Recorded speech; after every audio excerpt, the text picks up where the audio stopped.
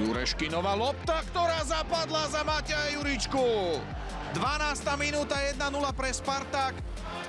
Jureškin to trafil parádne, ale uvidíme, do akej miery si bude spýtovať svedomie dvojmetrový Matej Jurička.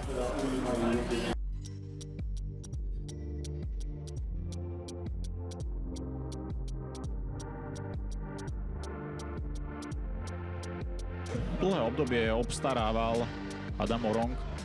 Teraz sa uzatvára to herné pole v pokutovom území. Napokon Skaličania zakončila, toto je gól! Mário Šuber, 29.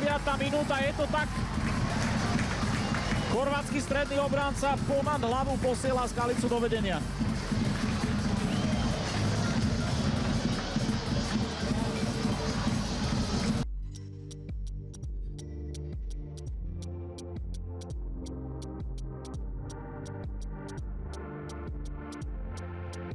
Káčer.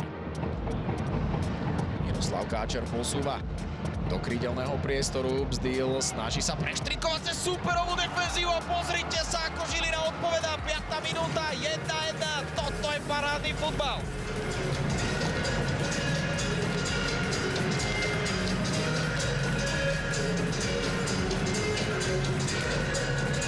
Ani Adam Jakubek nie je spokojný s tým, ako stála jeho defenzíva.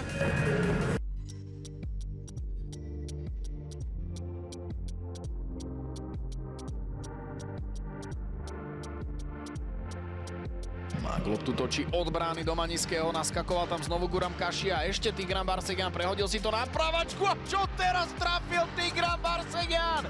68. minúta, arménsky futbalista sám neverí, ako to právačkou trafil.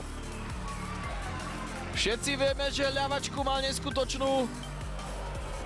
Niekedy si Tigran Barsegyan robí sám zo seba srandu, že pravú má na opieranie, ale ani náhodou.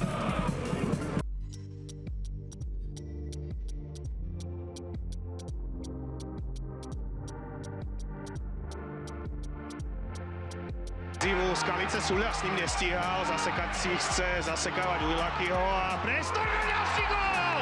Bernát, ďalší obkovanec v Tatranách a 2-0. Toto bolo úsmernené a umiestnené veľmi presne a nechytateľné. Takýchto gólov my sme vieme viac našili